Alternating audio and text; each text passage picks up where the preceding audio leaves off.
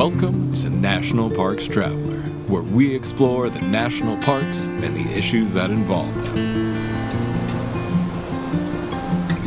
Hi, this is Kurt Repenchek, your host at National Parks Traveler. This past week, we looked at the threats a mine proposed in Alaska poses to Katmai and Lake Clark National Parks. And we wrote about concerns for national parks created by the Trump administration's rollback of some clean water regulations, and told you about 35 acres added to Grand Teton National Park. You can read those and other stories about parks and protected areas at nationalparkstraveler.org. This week's show is our 50th, a number that looks so distant a year ago. While we had hoped to bring you a discussion of putting more bison on federal lands in the West this week, we'll have to postpone that for at least a week. Instead, we're going to be talking about a Jurassic Period carnivore dubbed AJ, a new species of Allosaurus found in Dinosaur National Monument in Utah. And we'll take you on a short Revolutionary War history tour of Saratoga National Historical Park in New York State.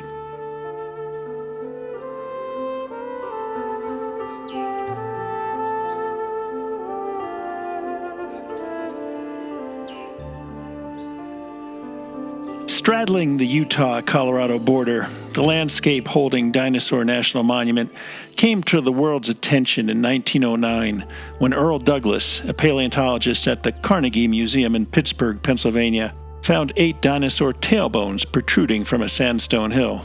That was the first modern paleontological discovery at Dinosaur National Monument, which was designated as a national monument in 1915. Today, people come to Dinosaur to marvel at the Quarry Exhibit Hall, where you can gaze at a rock wall of approximately 1,500 fossilized dinosaur bones. Or you can take a world-class rafting trip down the Yampa or Green Rivers that course through the monument. What many visitors might not know is that all the while, paleontologists are continuing to search the landscape for new specimens. One of those new specimens, of a new species of Allosaurus, just recently was put on display at the Natural History Museum of Utah in Salt Lake City. To discuss this find, we're joined today by Mark Lowen, a research associate at the Natural History Museum of Utah and associate professor in the Department of Geology and Geophysics at the University of Utah. Welcome to The Traveler, Mark. My pleasure to be here. Now, I guess this specimen was actually discovered roughly 3 decades ago. Is that right? Yeah. What's really interesting is this specimen's been known about for a long time. It was first found in 1990. We didn't actually find the skull that went to the nearly complete articulated skeleton until 1996. And then it's taken the next few decades for us to do the research to really decide whether this was something significant and new and how it compared to all the other meat-eating dinosaurs that are found throughout the world. Now, I guess also one of the interesting things was how the fossil was recovered from the sandstone. Wasn't it blasted out? So one of the things that we do when we have a skeleton that's all articulated or all the bones are still sticking together, we like to keep those bones together in that way so we can preserve the context and how they fit together. So this was a very large block. In fact, it was the largest dinosaur block of bones that had ever been taken out in the state of Utah up to that point. So in order to remove the rock on the cliff face, another problem we ran into was the rocks that the dinosaur were actually found in were tilted up on an angle. So a lot of the rocks above it had to be removed before we could actually surround the actual skeleton with plaster and burlap to prepare it for travel.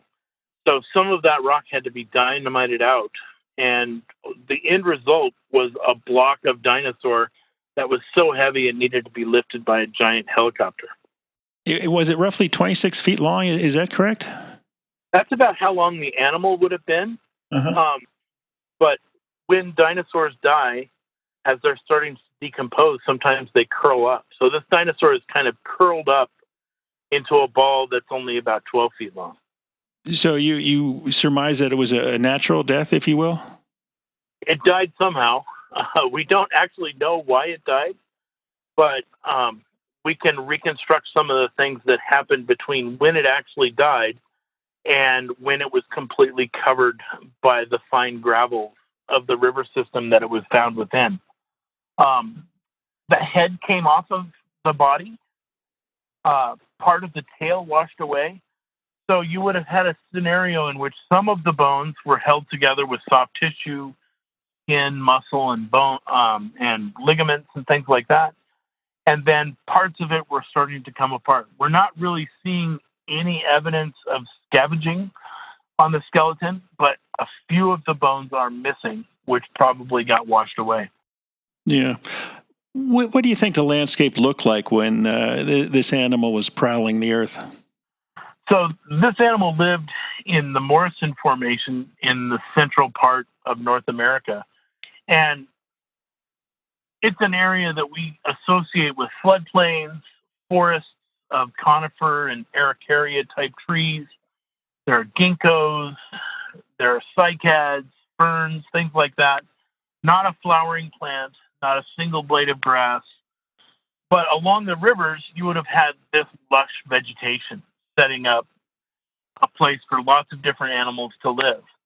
At the same time, where this particular specimen is found, it seems to be an area in which it's semi-arid. We have seasonal droughts. In fact, the famous quarry wall at Dinosaur National Monument represents a flash flood after a time of drought. This dinosaur was found in rocks that are a little bit older and represent an even more arid time in which braided streams would have been flowing through the landscape. Maybe the uplands were a little bit drier than the wetter sides of the rivers. And sometimes the rivers were perennial, meaning they didn't flow all year long. Now, as I understand, the skull was actually found because it had turned radioactive over the years. Is that right? One of the problems with the excavation is there was no skull evident along with the skeleton.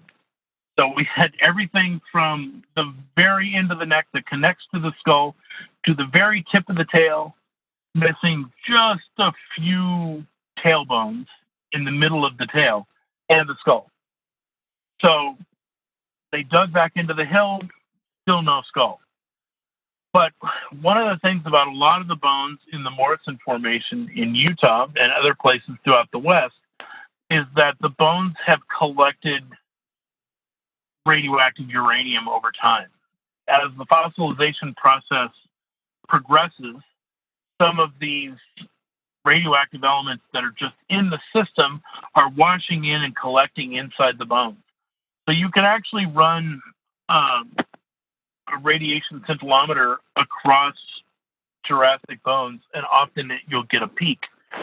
So we had a radiology technician at the University of Utah got the bright idea that he would make a portable radiation detector on wheels, and they would use it to search the surrounding areas to look for a hot zone that might be radioactive. And sure enough, it shows up as being radioactive in this one certain place, and about 4 or 5 feet away from the skeleton, they actually found most of the skull missing just the right side of the face. Were there any other fossils that you found that way?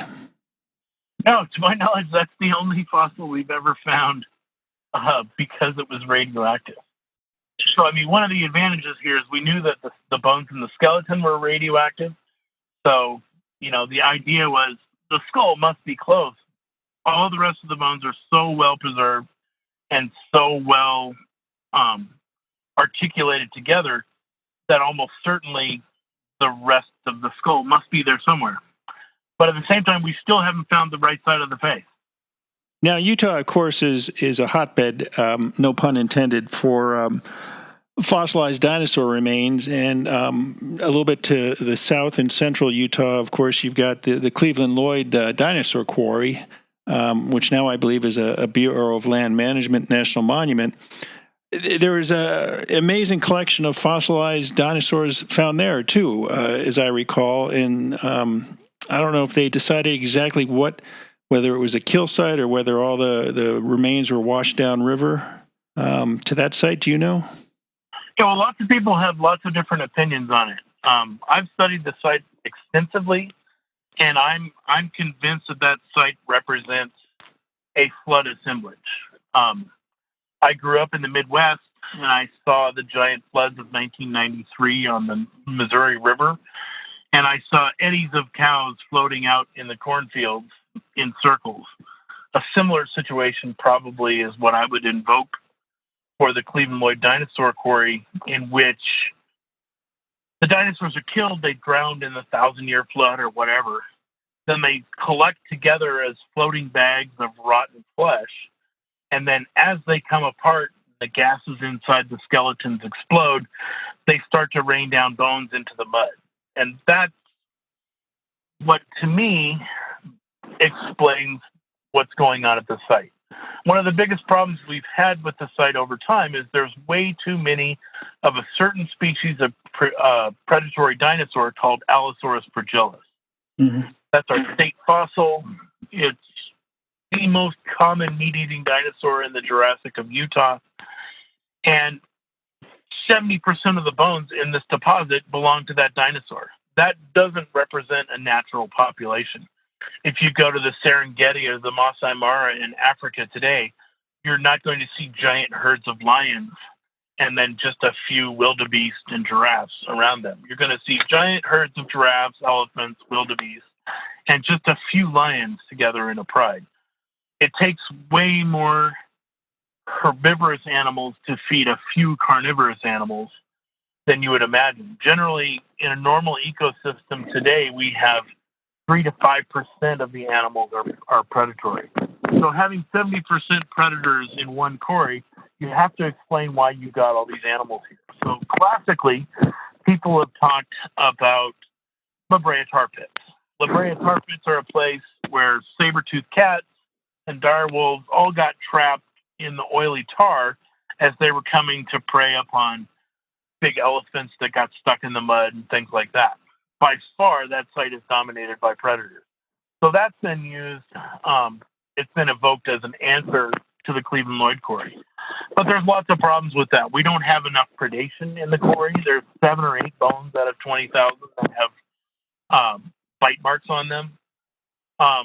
There's not enough trampling going on within the quarry. You have thin, pristine neck bones that shouldn't survive in a situation like that. So to me, a scenario in which you have a flood killing a bunch of animals and then the hydraulics of how these bags of dinosaur flesh bone balloons are floating down a river can actually explain how you collected so many Allosaurus, because Allosaurus has a lot of pneumaticity in its skeleton and in its body, and maybe it had a certain kind of leather on it. We've found a few examples of the leather skin from Allosaurus specimens over time. So maybe it had more to do with how the animal is actually put together, how buoyant it is, and how strong its skin was to actually collect those dinosaurs. Yeah. We're talking today with Mark Lowen, a research associate at the Natural History Museum of Utah, about a new species of Allosaurus that was recently discovered in Utah. We're going to take a short break. We'll be right back. Listener and reader support make National Parks Traveler possible every day of the year. If you enjoy the Traveler's content, please consider a donation via nationalparkstraveler.org. Acadia National Park is one of the 10 most popular national parks in the United States. It's also one of the smallest and most vulnerable. That's why Friends of Acadia exists. Friends of Acadia is an independent organization of passionate people inspiring those who love this magnificent park to make a real and lasting difference for Acadia. You can make a difference at friendsofacadia.org. The Grand Teton National Park Foundation is a private, nonprofit organization that supports projects that protect and enhance Grand Teton National Park's cultural, historic, and natural resources. By funding initiatives that go beyond what the National Park Service could accomplish on its own, Foundation donors improve the visitor experience and provide benefits to the national park system for decades to come. See their successes at gtnpf.org.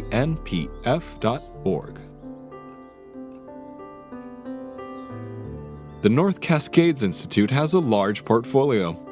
It's an environmental learning center, a training center, a conference center, and a leadership center, all set in the splendor of the North Cascades National Park Complex. Learn more at ncascades.org.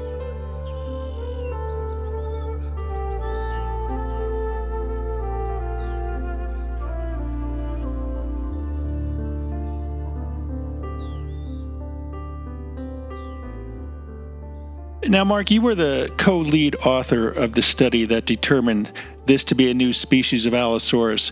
As I understand, there are at least two species of Allosaurus in North America, and this one is much, much older than the other. Is that right? It's not much, much older. It actually just preceded it. So over time, this new species that we're naming was replaced by the much better known Allosaurus fragilis. And through all of our research, we've looked at dinosaur bones all over the world belonging to Allosaurus. Virtually every specimen that's known to exist has been looked at by either Dan or myself. And we can confirm that there are only two species living in North America. The first one, Allosaurus jim-madsoni, is later replaced by the second one, Allosaurus fragilis. And what differentiates the two? The major differences are in the architecture of the skull. So the earlier animal, Allosaurus jim-madsoni, is actually much lighter in its build. It's not quite as strong as the resultant Allosaurus fragilis that follows it. So some of the things in the back of the skull would provide a lot more strength for feeding. Literally, people have done studies to look at how much bite force the animal had and how resistant to breakage the skull was from torsional stresses and things like that you would associate it with feeding. So I think over time, the skull gets a little bit stronger, and that animal is able to outcompete the original animal and eventually takes over.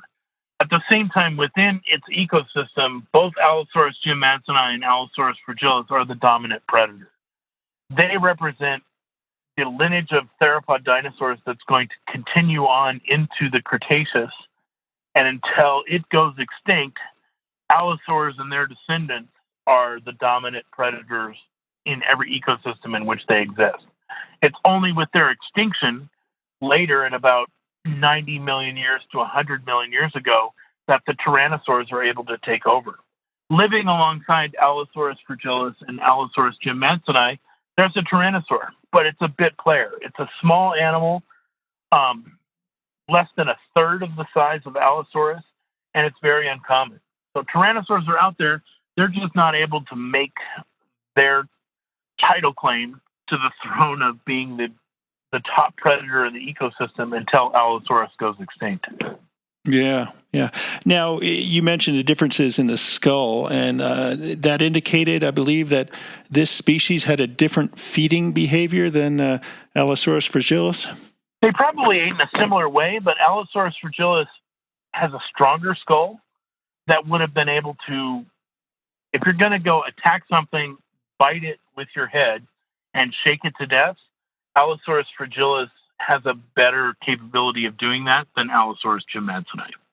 Do you think that could have been a result of the available prey base? One was easier to kill than the other? I think it's more just modifications are made in the gene pool, and this population of stronger skulls is able to outcompete because maybe they're able to kill things that the other animal. You know, we have some ancillary evidence that these two species actually met each other. We're still working on that for some further research, but when the two populations came together, it was Allosaurus fragilis that was able to win the battle between the two of them. Now, the news release that I saw about this touted it as a new species of Allosaurus, and yet further down it mentioned Big Al, a specimen that was found in Wyoming in 1991 and is up in the Museum of the Rockies in Bozeman, Montana. And it originally, I believe, was thought to be Allosaurus fragilis. When was it determined to be the older of the two? So over time, people have been looking at these different species of Allosaurus and really Dr. Dan Chury and myself have been really looking at the question of what is Allosaurus and what are the differences between the different species. So early on during my dissertation career as a PhD student, I recognized that the dinosaur that has the nickname Big Al is basically the same thing as this thing that was found the year before in Dinosaur National Monument. So since the early 2000s, Dan and I have been working together to look at every specimen that's out there to determine which of the two species it belongs to.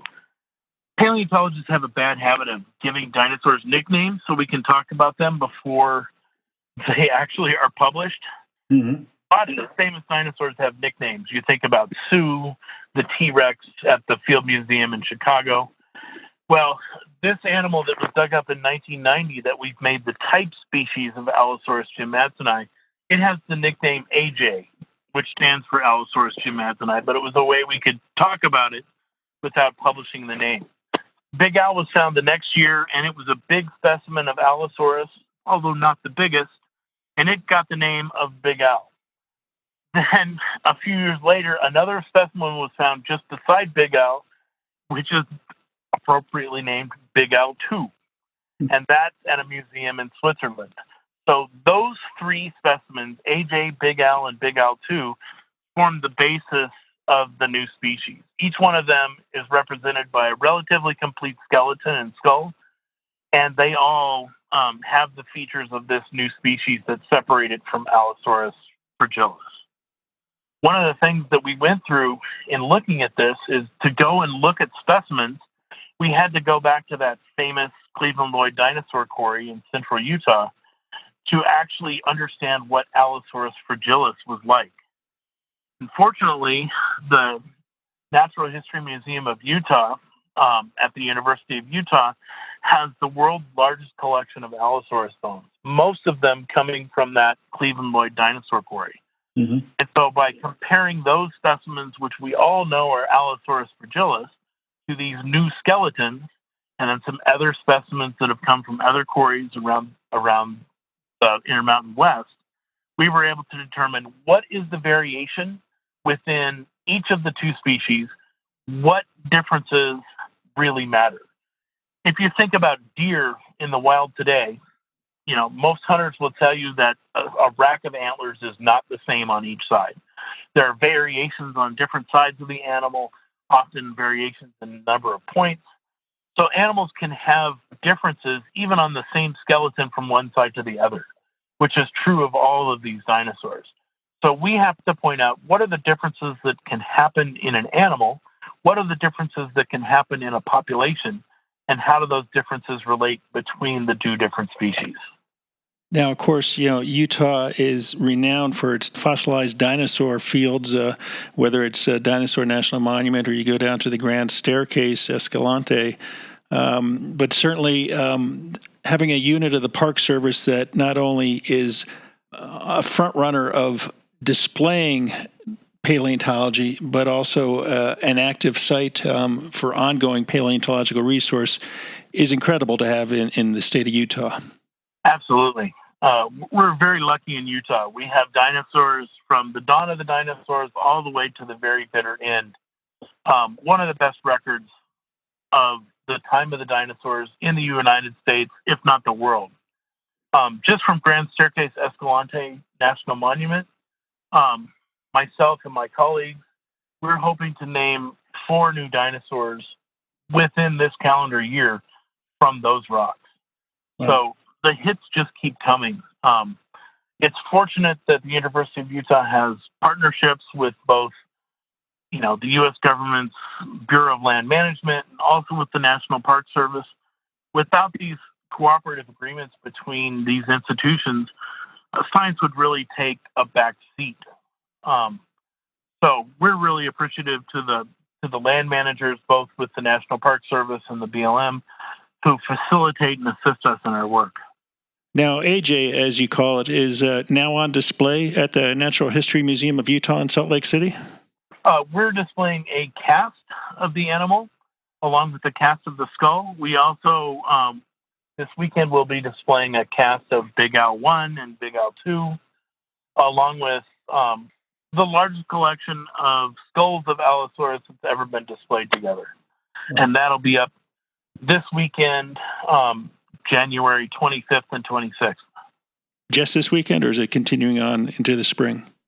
For that particular one, just this weekend. Okay. We've been talking today with Mark Lowen, a research associate at the Natural History Museum of Utah, as well as an associate professor in the Department of Geology and Geophysics at the University of Utah, about a new Allosaurus specimen discovered in Utah at Dinosaur National Monument. Mark, thanks so much for joining us today, and good luck trying to solve that riddle down at Cleveland Lloyd. Again, it's been an honor. I appreciate talking to you.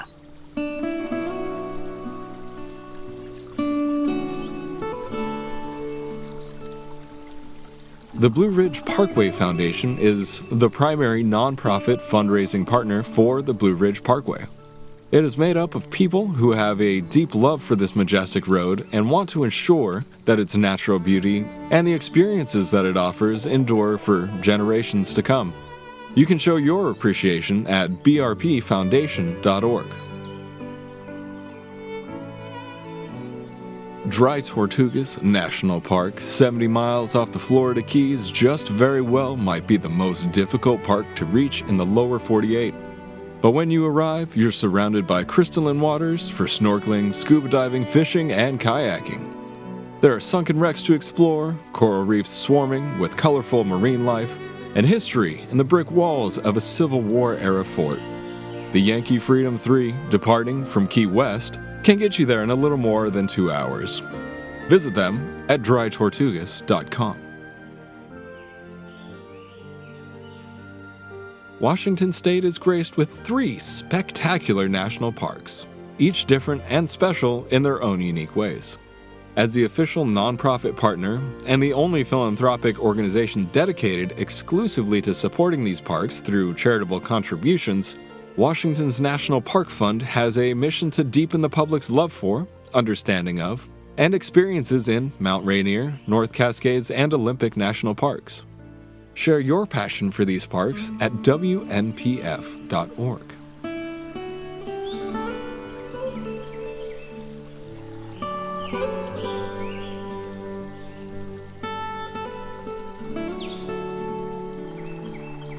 General Washington and the Continental Army seemingly were back on their heels against the larger, better outfitted British redcoats back in 1777 following the Battle of Germantown. That was on October 4th of that year, and the Colonials were handed a devastating defeat. But in 2 weeks' time came startling news from upstate New York, where British General Gentleman Johnny Burgoyne had suffered an incredible and embarrassing defeat to a much lesser foe. On October 18, 1777, 5,000 British troops surrendered their arms and retreated. To help us understand the significance of that battle, we've asked Lisa Dittman, the Chief of Interpretation for Saratoga National Historical Park, to join us. Welcome to The Traveler, Lisa. Hi, Kurt. Thanks for talking with me today. Yeah, I appreciate your time. Would it be fair to characterize the Battle of Saratoga as a pivotal battle for Washington and his colonials? After all, it was a shocking loss for the British, and I believed it helped convince France to commit to an allegiance with the colonials, no? Yes, the battles here have often been referred to as the turning point of the American Revolutionary War, not just by the park, but by other historians out there. Because it is the first time in world history that the British Army, who at that time was the mightiest military might in the world, surrendered to another country, which was our country, America, and we were a brand new country as well. At that point, France was kind of sitting on the fence as to whether they were going to support America or not. But when the British surrendered, that is what tipped the hand in our favor of France then supporting the American cause. Now, what can people see today of that battle? Well, the battlefield portion of the park is about 3,200 acres, and we have a 9.5-mile long tour road that you can drive through the park. There are 10 stops along the way, and you drive through the American fortified lines, the British fortified lines, and also the areas where the battles took place. So you're seeing that landscape. Geography did play a big part in this, as there are rolling hills, there are heights, there's a river, and lots of forested areas, and those can be seen as well. So that really puts the terrain in perspective for people who are traveling today to be able to understand, oh, that's why they needed scouts, because there's trees, or that's why they couldn't see that troop there because there's a hill. So, so they can see the battlefield proper.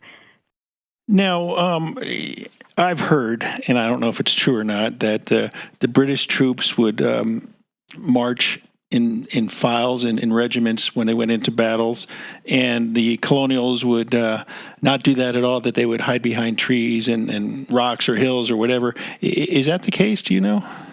What I can say is that on the American side, we had Morgan's Riflemen, which was a small contingent of men who did a lot of scouting.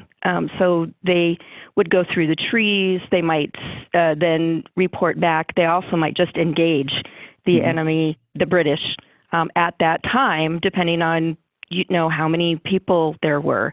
In the big battles where they faced off each other, it was very organized. The American side was being led by General Gates and General Arnold. And General Arnold was an amazing military strategist. And that was Benedict Arnold before he traded sides. Yes. Yeah. In fact, Benedict Arnold is considered one of the heroes of the battles of Saratoga. And wasn't he wounded in that battle?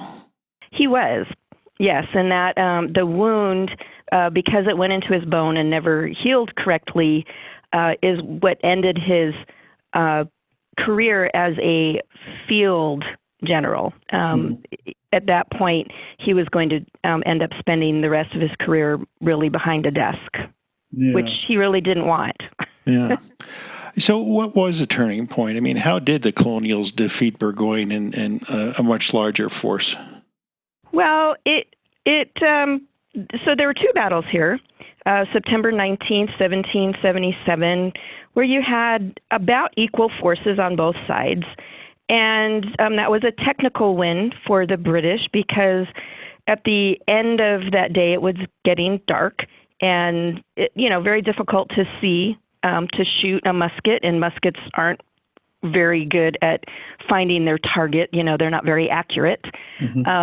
And because it was getting dark, the Americans walked off the field, and just like in sports, if there's a tie at the end, whoever leaves the field first forfeits. So the British won that first battle on a technicality. For the next 2.5 weeks, both sides are trying to figure out where, get food. The Americans are getting reinforcements. The British, however, are not getting any reinforcements because the troops down in New York were actually sent to Philadelphia to cut off Washington. That's where the British thought that was the better strategy. Right. Wasn't Burgoyne waiting for General Clinton, I think? Yeah, and he was sent to Philadelphia to cut off Washington, because at that point, the command down in New York City thought that was a bigger threat than this little battle up here kind of in the middle of upstate New York. And at the same time, I believe from what I've read that General Washington was concerned that Clinton would be sent north to help out Burgoyne and basically cut off the New England colonies from the uprising. I honestly don't know the answer to what you've read, but so, like I said, if our historian was here, he would be. He's just not here today. But what I can tell you, going back to the battles, is that on October 7th of 1777, the British did not have any reinforcements, and their numbers had dwindled. and the American numbers had almost doubled, partly because the Americans were from this area. They were from the New Hampshire and Vermont area and Massachusetts and Connecticut, Pennsylvania. They knew the land. They knew where they could hunt for food. They also had a lot of help up here. There were a lot of sympathizers for the Americans. So, they were given more supplies. The British who were up here, many of them were new to the area. They were not familiar with the area. And so they had a much harder time trying to get supplies. On October 7th, Burgoyne realizes that he is not getting any help or any reinforcements. His troops are basically starving, and he decides he has to make a final push. So he makes this final push in that battle of October 1777, and ultimately the British lose. On October 8th, they retreat north. They're cut off from going south down towards Albany. So they're retreating north to try to get to Canada. Mm-hmm. And the Americans, 8 miles north of here, in what today is called Schuylerville, but back then it was called Saratoga, hence the names, the battles of Saratoga. Mm-hmm. But they got to Saratoga, and the Americans basically besieged them. They surrounded them, and for the next several days up until the 16th of October, there was some pretty heavy fighting up there with the British trying to break through the American lines to be able to retreat. They could not retreat. They could not break through the American lines. They had nowhere to go, so they were forced to surrender because of that. The retreat would not have happened if they had not lost the battle on the 7th of October. So on the 17th of October, there is a formal surrender, which the Burgoyne had worded as a convention. He didn't like the word surrender, but everybody knew it was a surrender. So October 17th, 1777, for the first time in world history, the British Army surrenders to another country. That's amazing. That's really amazing. Are there artifacts left over from the battle that are on display at the park? So here in our visitor center, we have an orientation movie, and we have an exhibit. And in our exhibit, we do have artifacts from the battles that are on display. So visitors can see some of those. Most of what we have is actually in our archives, and just like most parks, the archives are big, and there's a lot of paperwork of what you can put out and how long you can keep it out because, because of temperature, humidity, and light that might be damaging to the artifacts. So we do have a number of some interesting pieces, not just cannonballs and musket balls, but some other artifacts as pieces of china maybe that were being used at the time, utensils, cooking things, cooking utensils. And so, kind of interesting because it's not just about the fighting, it's about the people who were here and what did they leave behind, buttons and belt buckles and, maybe, again, I don't know that we have one, but in other places there might have been, metal. I'm thinking more of the Civil War now, but where people might have left photographs or things that, would survive.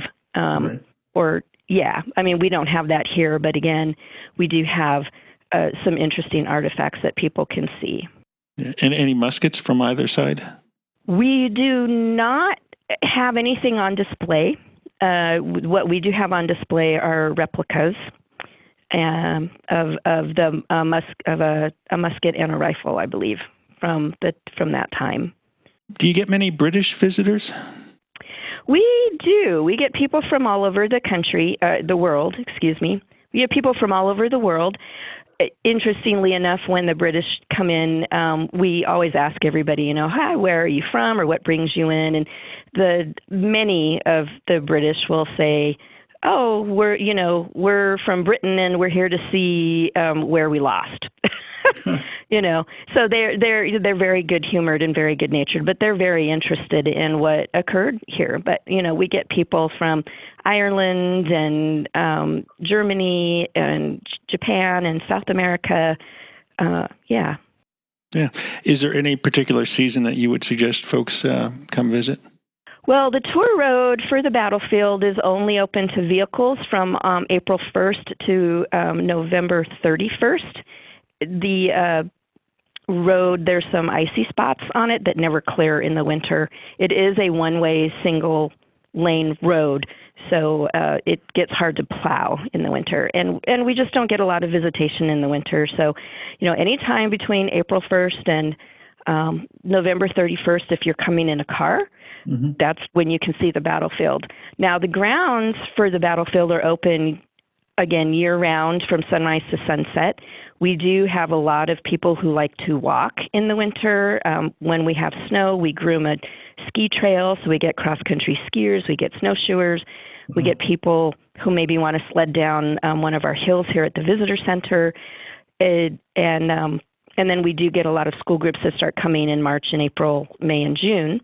And so, some people like to come up here in the middle of the winter because it's quiet, because they've been here and they've seen the battlefield.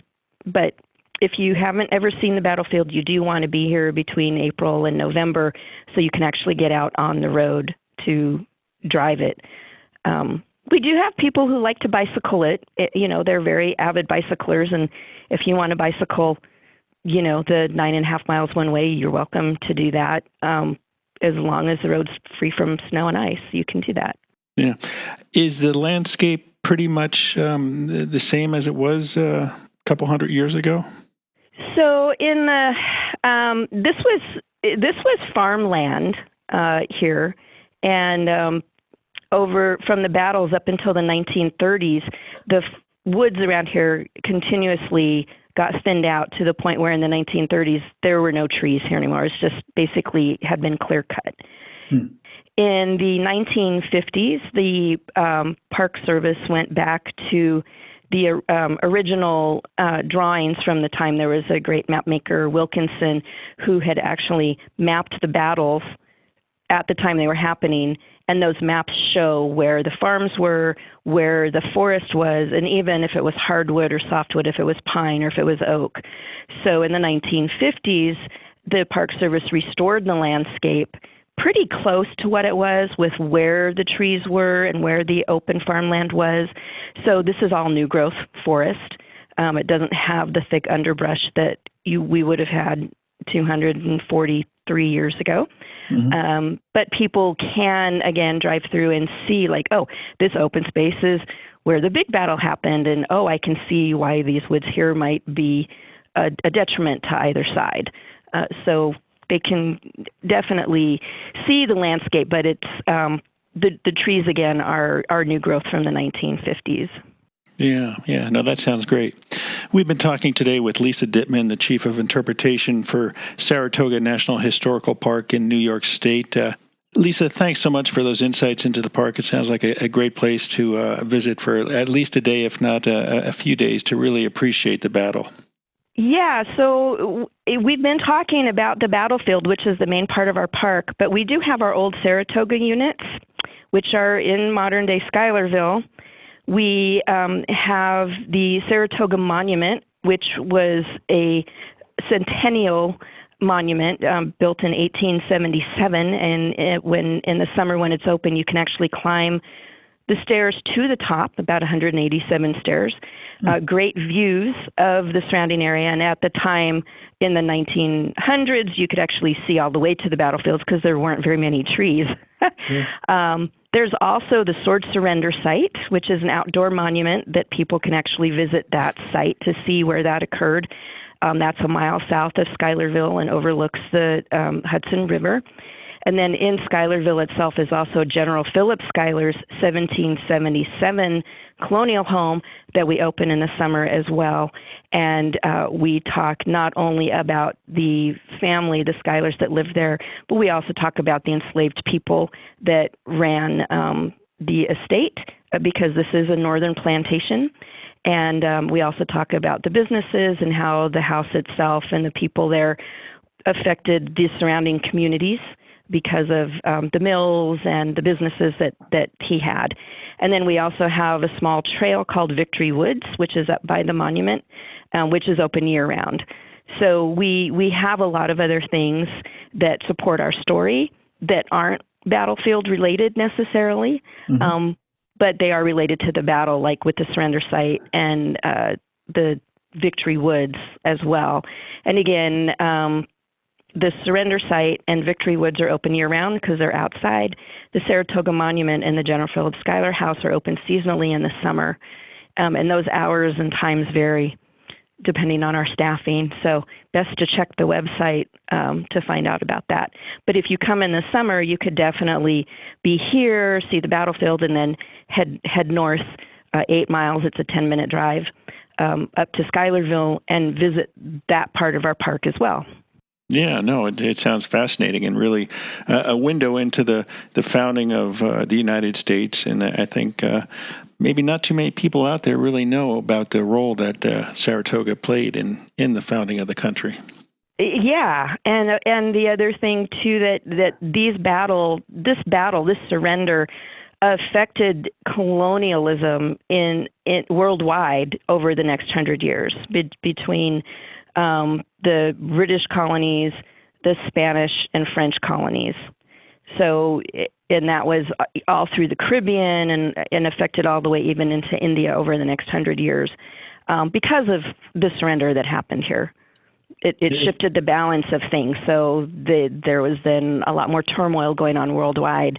So yes, it was definitely the turning point of the American Revolution and our history here, but it also had a worldwide impact. Yeah. Well, thanks so much for joining us today, Lisa. There's some great insights there you provided. Yeah, well, hopefully people who are planning a trip out to New York City might drive 2.5 hours north and come visit us in upstate New York. Absolutely, or over from Boston. Yes, Boston's not that far either. All right, well, thanks again, Lisa. Have a great day now. Yeah, you're welcome, and thank you. That's our show for this week. We hope you enjoyed it and that it might have encouraged you to visit both Dinosaur National Monument and Saratoga National Historical Park. They are just two of the jewels of the National Park System. For The Traveler, this is Kurt Repenchek. See you in the parks.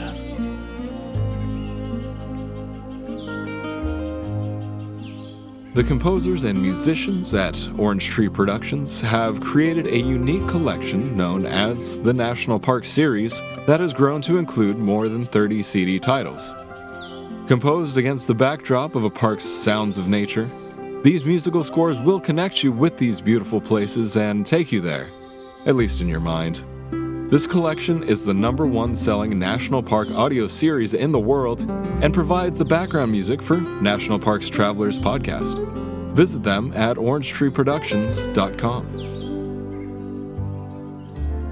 National Parks Traveler is a 501c3 nonprofit media organization that provides daily editorial coverage of national parks and protected areas. Traveler's coverage is made possible by reader and listener donations. Visit us at nationalparkstraveler.org.